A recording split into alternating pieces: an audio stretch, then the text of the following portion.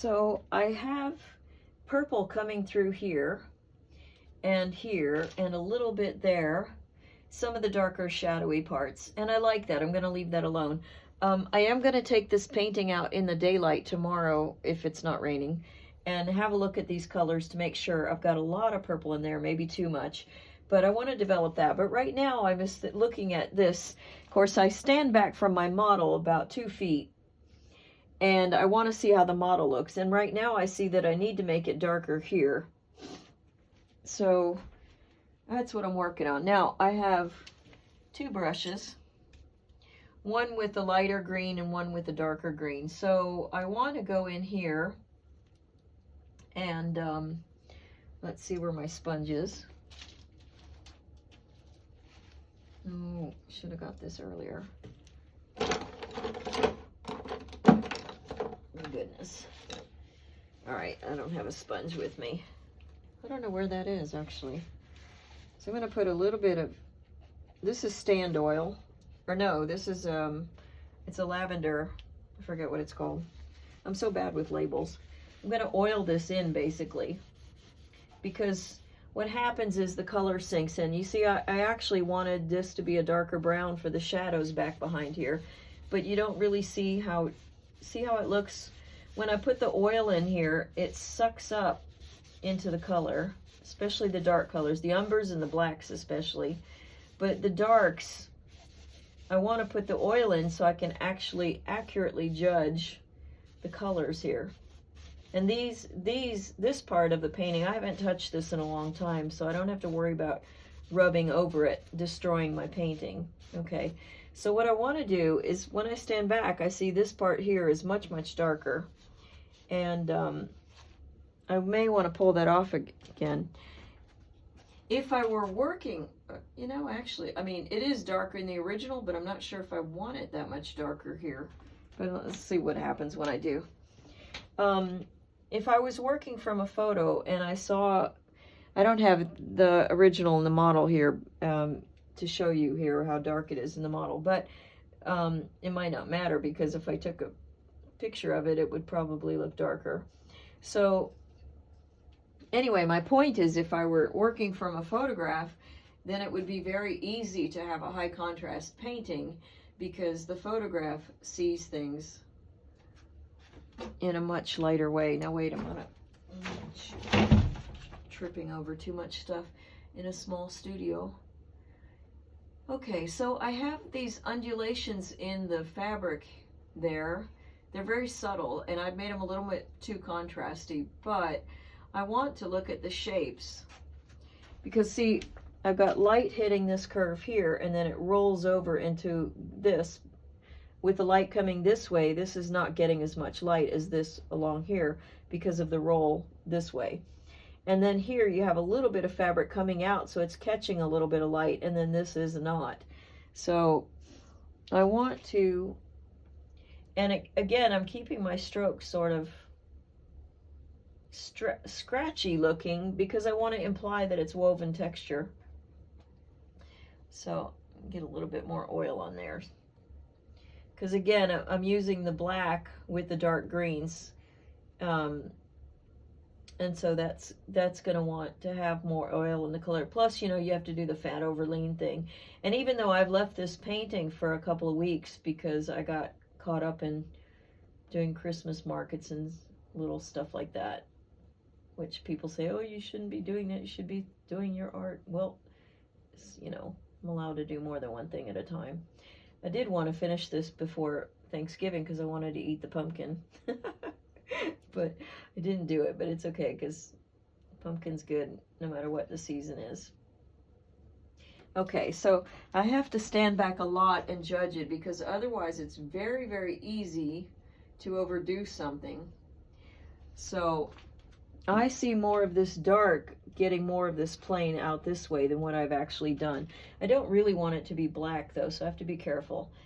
Now you'll see I'm using my finger here on a part that I know is absolutely dry so that I could balance it. I've got too much play in this canvas. I ought to take it off and tighten it up. It would make my life a lot easier. Just haven't done it. I don't know why. Okay, now here in the dark, I almost have it kind of a solid black, but if you think about it, that's the way it would be in real life too, is things out of the dark, you don't have as much information texture-wise even as you would for things that are getting a lot more light on them.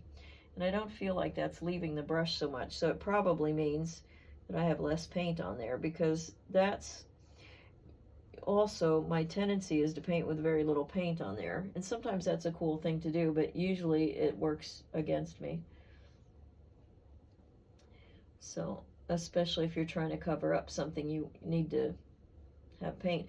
But I mean, oil paint will get transparent over time, so you want to be careful that you don't get what we call pentimento. It's kind of like the sins of the past come to haunt you when your painting shows transparency through. I actually think that's kind of a cool quality. And I sold a painting called The Dream to a lovely lady many, many years ago when I was doing life drawings. And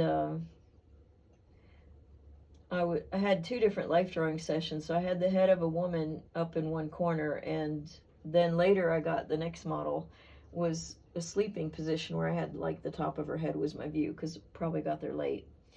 And anyway, I ended up doing an umber wash over the second face, the original face, knowing that over the years, okay, see, I think that's a little too dark what I've done.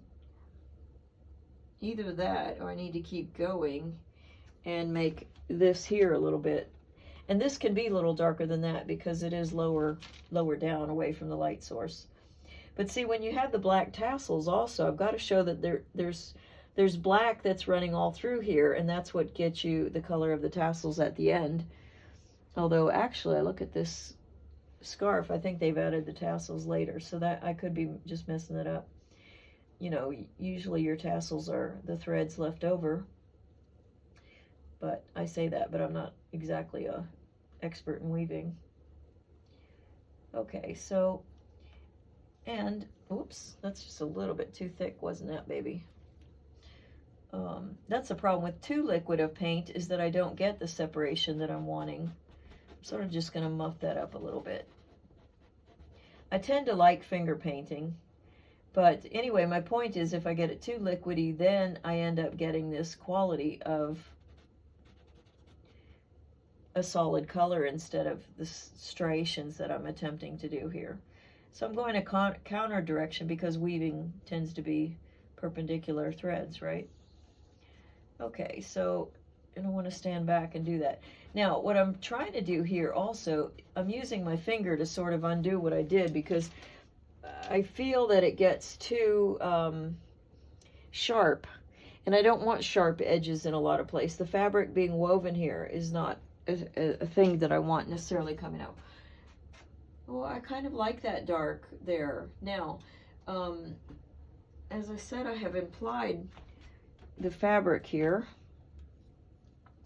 and this design of the light actually, oops, that's the dark brush. This actually curves back down around here. You can see, oops, see I've got some, I probably damaged this brush by leaving it overnight in the juice, because I'm really bad about brushes. So I just want to sort of imply that. Now that's too light, but I want this line, this curvy line in the woven design to come back down here instead of just go straight across there. It's all in perspective because the fabric's folding, which is part of the fun of painting this sort of thing. But it's under that point that the fabric gets kind of black. But I've got a roll coming up here where it's sort of light up there, and so anyway, can you see that in the video? Hope so. Let's go in and zoom in on this, because you don't need to see my paint colors. Maybe that'll help. You could put your comments in here and let me know if these videos interest you at all or not. So I have light up in here, like the fabric is rippling this way, and I don't want it to look like at the design that the light changes on this thing here. So I need to add some light above this to get the fabric rippling and you just see the design. Does that make sense what I'm saying? That the fabric is one piece here. It's this is part of a design, but it's all, the fabric is all rolling the same way. So I want to be kind of consistent with that so that you understand what it is that you're looking at. Okay, so it's kind of working, but you know what the problem is, that it's just a little bit too contrasty. So I want this ripple here to come a little bit lower. And this, I'm actually kind of enjoying that the brush is a little bit separated, because it's helping me naturally get these stringy sort of textures.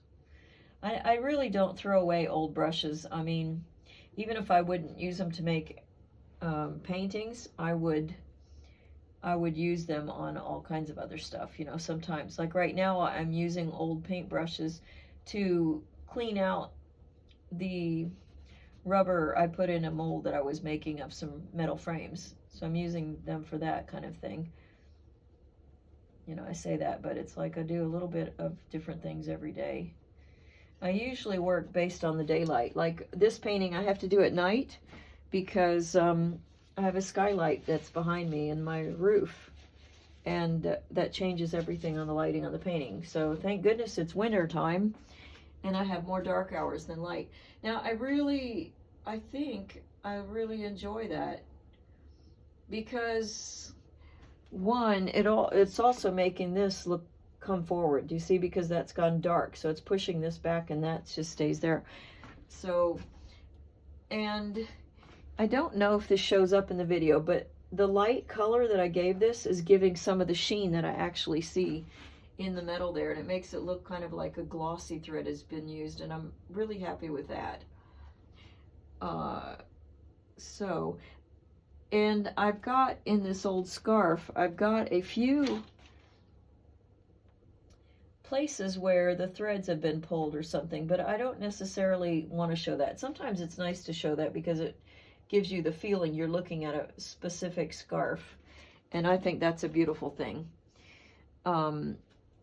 But other times, you know, it's like you don't want to paint a mole on every single mole or wrinkle on a person's face. You need to show enough to show the quality of a person, or if there's a distinct marking that identifies that person over another, then, you know, you need to include it, but you don't need to be rude about stuff, if that makes any sense. So, you know, in this scarf, if I want to show the quality of it being an old and a used scarf, then I would put in some bare threads and stuff like that. But that's not really the point of what I'm painting here. The point is all the other stuff, you know. So, okay, maybe that's just a little bit too much light at the bottom there. Although I do like this coming up here. I think that's just, you know, I think what it is the green is just too light, because I don't want it to have that much attention. So let me knock this down a wee bit.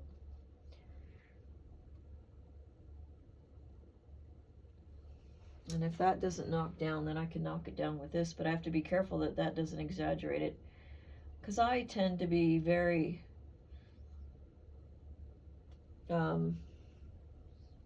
the opposite of subtle. I keep wanting to mix the exact tones, but I find I like the higher drama, and I feel that it gives me a bit of a dimensional feeling to things. All right, so I think I like this piece here a lot more. I've been looking at some of these others, and like here, I didn't like this curve of this thing being the same shape as this. So I usually want tapered. Do you see how this one goes as a taper and a triangle there? That's more interesting than just a straight bar across. So I've been looking at these little kind of details. Now here that I'm actually very, very close, I can see this is almost a solid purple, like I haven't added any green to that. So I'm not sure I want it quite that obvious that there's purple underneath. There's a wee bit of purple there too. I want some of it to come through, but I don't know that I necessarily want it to hit you in the face. Although I've left the blue here, and I like that. Now, I was looking at the acorns today, and I was up in the woods this morning while there was light, And I decided that one of the reasons that I haven't been really enchanted by this is because I don't have enough darks. So I need to make these look more three-dimensional as they're curving these oak leaves and putting some darks in there. And I also feel like I need to develop the shapes so you can tell these are acorns right here. 4 acorns going in different directions. So I need to develop that and pull them out so that this one you can see it's larger and it's front. This one's coming right at me. So I need to have more dimension going into that.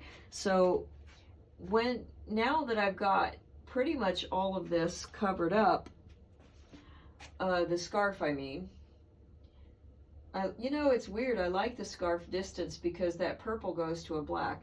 I'm a little bit curious how that's going to look in the daytime. Because really, if I get right down to it, it's just too much purple. But maybe I can, I don't want to put black in there. I want to put some green, just some darker greens.